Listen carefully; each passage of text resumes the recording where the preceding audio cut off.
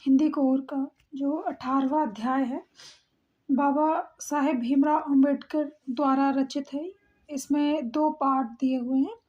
श्री क्या कहना चाहते हैं श्री बाबा साहेब भीमराव अंबेडकर? वो श्रम विभाजन, जाति प्रथा के विषय में बात करना चाह रहे हैं और मेरी कल्पना का आदर्श समाज, क्योंकि संविधान के पिता के नाम से भी ये विख्यात है।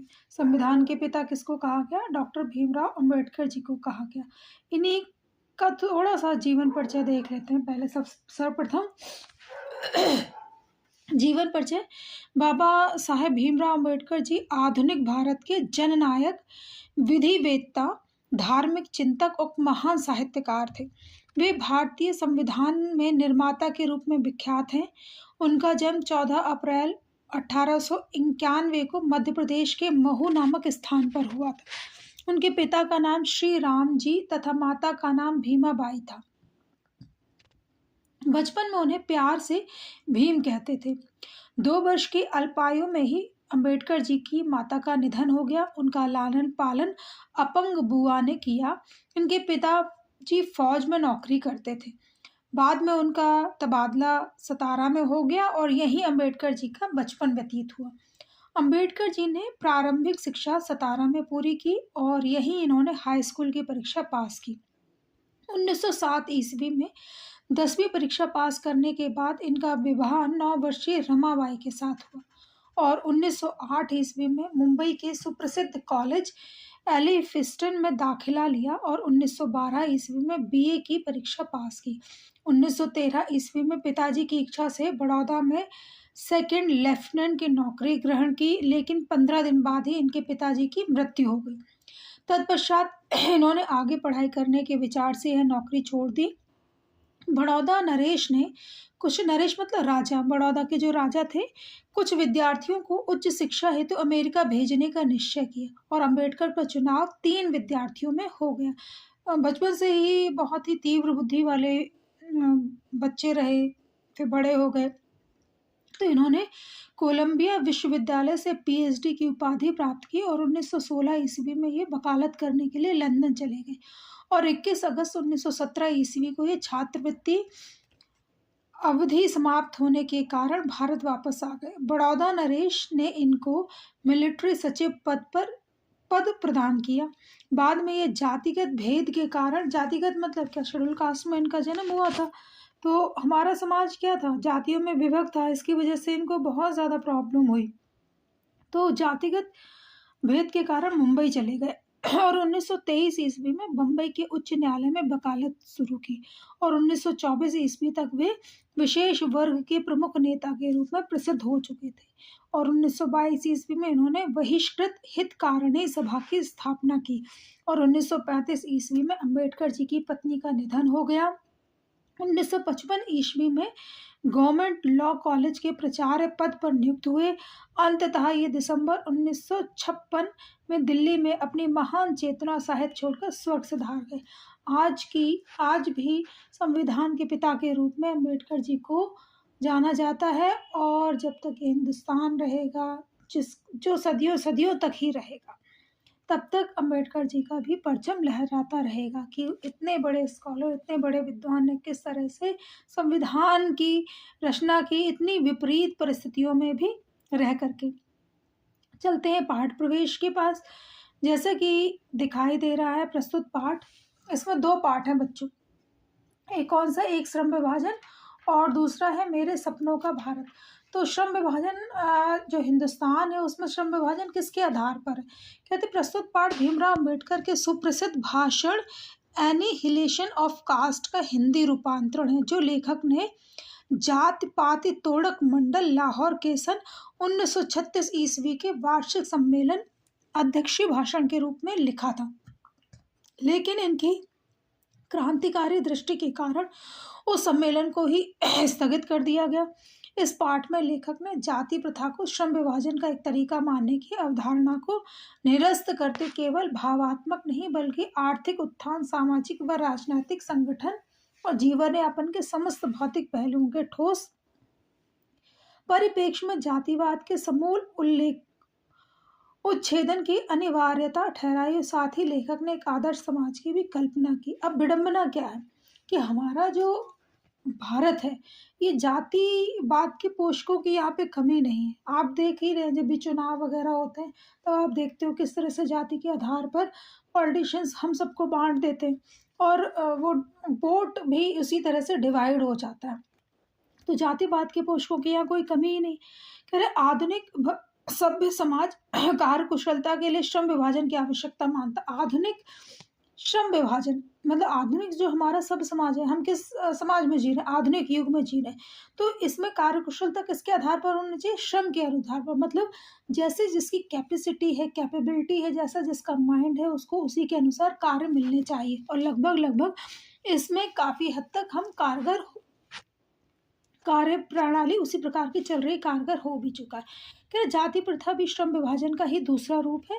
लेखक ने श्रम विभाजन को सभ्य समाज के लिए आवश्यक माना है, लेकिन यह भी बताया कि किसी भी सभ्य समाज में श्रम विभाजन श्रमिकों का अस्वाभाविक विभाजन नहीं करता।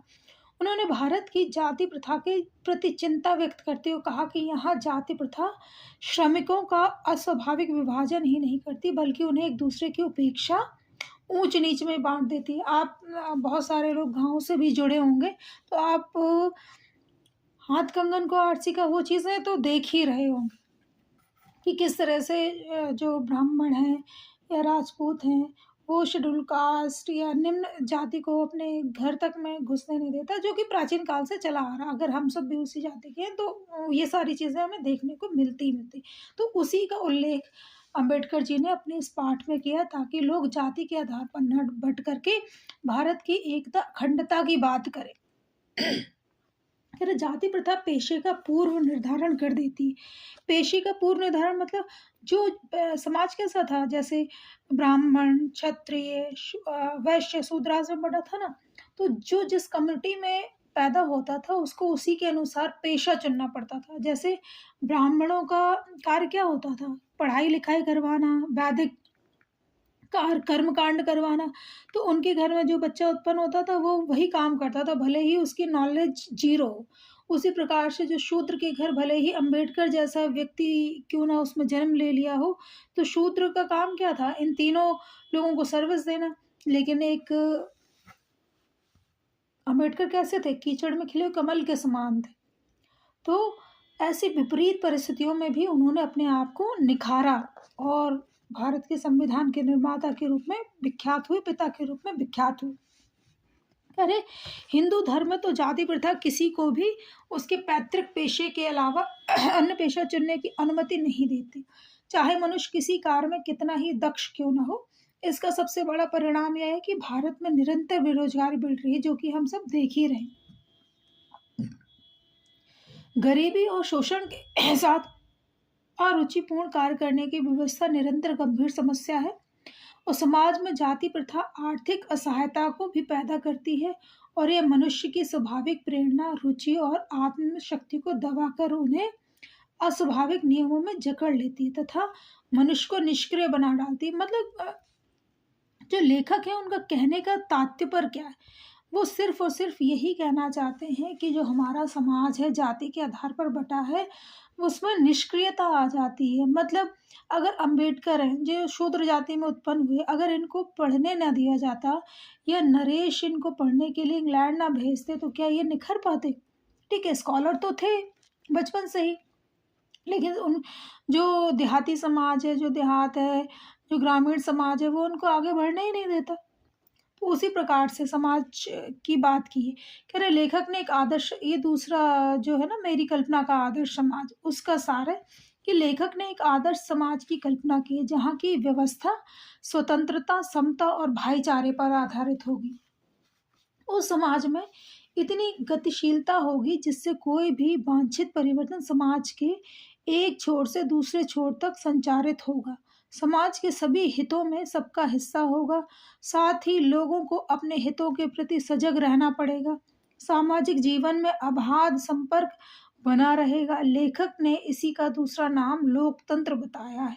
लेखक ने समाज में समता पर बल दिया। समता मतलब क्या है, इक्वालिटी। हालांकि राजनेता का समाज के प्रत्येक व्यक्ति की आवश्यकताओं या क्षमताओं के आधार पर वांछित अलग अलग व्यवहार संभव नहीं हो सकता, लेकिन मानवता के दृष्टिकोण से समाज को दो वर्गों में नहीं बांटा जा सकता। समता काल्पनिक जगत की वस्तु के साथ व्यवहारिक और आवश्यक भी है। समता ही किसी राजनेता के व्यवहार की एकमात्र कसौटी है। समता मतलब क्या है? एक समान सबको देखना। ठीक है, उसके विषय में बात करें। कसौटी का मतलब क्या है? जांच परख करना। और श्रम विभाजन तो जैसा कि हिंदुस्तान में उसके आधार पर ही कुछ प्रश्नोत्तरी देख लेते हैं। मुख्य मुख्य कि जाति प्रथा को श्रम विभाजन का ही एक रूप न मानने के पीछे अम्बेडकर के क्या तर्क है? क्या तर्क है? कह रहे जाति प्रथा को श्रम विभाजन का एक ही रूप न मानने के पीछे अम्बेडकर के कई तर्क हैं, निम्नलिखित तर्क है। कह रहे जाति प्रथा श्रम विभाजन के साथ साथ श्रमिक विभाजन का रूप लिए हुए, और जाति प्रथा निश्चय ही सभ्य समाज की आवश्यकता है, परंतु किसी भी सभ्य समाज में श्रम विभाजन की व्यवस्था श्रमिकों का विभिन्न वर्गों में अस्वाभाविक विभाजन नहीं करती। कह रहे भारत की जाति प्रथा श्रमिकों का अस्वाभाविक विभाजन ही नहीं करती, बल्कि विभाजित विभिन्न वर्गों को एक दूसरे की अपेक्षा ऊंच नीच भी करार देती, जो कि विश्व के किसी भी समाज में नहीं पाया जाता। भले ही अम्बेडकर जी, इस बात पे मैं थोड़ा सा पॉइंट उठाना चाहती हूँ, भले ही विश्व के किसी समाज में जाति के आधार पर नहीं, लेकिन हर जगह कोई ना कोई बेटा प्रॉब्लम है। जैसे आप फॉरेन कंट्री साइड चले जाओ, वहाँ ब्लैक एंड वाइट पीपल को लेकर के बड़ी प्रॉब्लम है ना। युद्ध उसके विषय में होते रहते हैं, तो कहीं ना कुछ प्रॉब्लम है ही, जैसे कि हिंदुस्तान में जाति को लेकर प्रॉब्लम अब तो काफ़ी हद तक ख़त्म होती जा रही। खैर, जाति प्रथा को यदि श्रम विभाजन मान लिया जाए तो यह स्वाभाविक विभाजन नहीं है, क्योंकि यह मनुष्य की रुचि पर आधारित नहीं। ठीक है, रुचि मतलब क्या हो गया कि मनुष्य को जो रुचि नहीं, जो इंटरेस्ट नहीं, उसके अनुसार उसे काम नहीं मिल रहा। तो जब काम नहीं मिलता तो प्रॉब्लम तो आती है कि आपकी इच्छा के अनुसार अगर काम मिलता तो उसमें आप बहुत अच्छे से काम करते हो। अब क्या है दूसरा प्रश्न जाति, ये मुख्य प्रश्न है बच्चों, ये बस करने से ही आपके चैप्टर क्लियर हो सकते हैं। क्या जाति प्रथा भारतीय समाज में बेरोजगारी व भुखमरी का भी एक कारण है? कैसे बनती जा रही है? क्या यह स्थिति आज भी है? यहाँ जो लिखा हुआ है उसको भी पढ़ लेते हैं। और लेखक ने जो बताया है ना कि भारत में गर्भधारण के साथ ही कामों की व्यवस्था और जो पेशा है वो निर्धारण हो जाता है। जैसे कि मैंने अभी बताया ना कि 4 वर्णों में डिवाइड था समाज में, जो जिस जात में जन्म लेता था उसको वही काम करने पड़ते थे, दूसरा वो कर नहीं सकता था। जैसे हिंदू धर्म की जाति प्रथा किसी भी मनुष्य को पैतृक पेशे के अलावा अन्य पेशा चुनने की अनुमति नहीं दिया करती थी। ये उस समय उन्होंने लिखा था कि किसी, लेकिन अब तो सारी चीज़ें डिफर है, सारी चीज़ें चेंज है। आप सब लोग देख ही रहे हैं, है ना। अपनी अपनी जाति के अनुसार लोग काम नहीं कर रहे, आप किसके अनुसार कर रहे हैं? जैसी कैपेबिलिटी है, जैसी कैपेसिटी है, जैसा कि दिमाग है।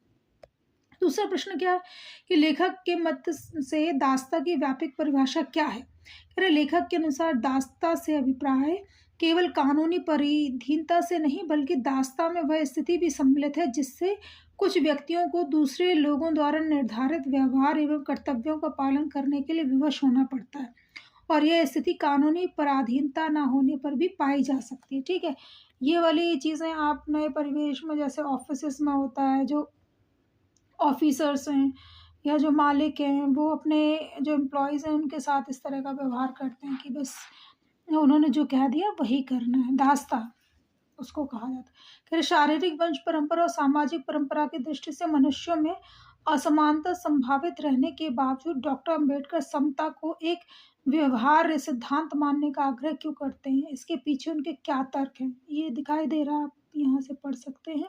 समता मैंने बताई दी, इक्वालिटी की बात कर रहे हैं। एक दो प्रश्न और देख लेते हैं कि डॉक्टर अम्बेडकर ने जिस आदर्श समाज की कल्पना की है उस पर लेख लिखिए। तो आदर्श समाज की कैसी कल्पना की? उन्होंने क्या कहा कि यहाँ की भारतीय व्यवस्था पेशा जो निर्धारण करती है जाति के अनुसार, वो सारी चीज़ें ख़त्म हो जानी चाहिए। पेशा निर्धारण होना चाहिए अपनी कैपेबिलिटी के अनुसार, अपनी कल्पनाशीलता के अनुसार, या अपने आदर्श समाज की संकल्पना के अनुसार। और यहाँ स्वतंत्रता, समता, भ्रातृत्व का साम्राज्य होना चाहिए। इसमें गतिशीलता होनी चाहिए और इसी तरह से मतलब दूध और पानी के मिश्रण की तरह यहाँ भाईचारा होना चाहिए। ये स्क्रीन पर दिखाई दे रहा है, आप इससे पढ़ सकते हैं। वीडियो ज़्यादा लंबा हो जाएगा इसलिए बार बार नहीं पढ़ रहे। लेखक की दृष्टि में आदर्श समाज क्या है? क्या है आदर्श समाज? जिसमें स्वतंत्रता, समता और भाईचारे का भाव हो, जिसमें समाज में परिवर्तन का लाभ सभी को प्राप्त हो, सभी हितों में सबकी सहभागिता हो, समाज के हित के लिए सभी सजग रहें, समाज में सभी को संपर्क हेतु समान अधिकार मिले, अवसर प्राप्त हो, समाज का भाईचारा दूध पानी के मिश्रण के समान होना चाहिए। कुछ और भी यहाँ पे दिख रहे हैं, जैसे लेखक का लोकतंत्र क्या है, तो आप यहाँ से देख सकते हैं। कुछ मैं मुख्य प्रश्नोत्तरी और शेयर कर देती हूँ आपके साथ। ये यहाँ पे कई वर्ष आए हुए हैं, कई वर्षों में ये आए हुए हैं, आप इनको पढ़ करके और गो थ्रू कर सकते हैं। Thank you for watching.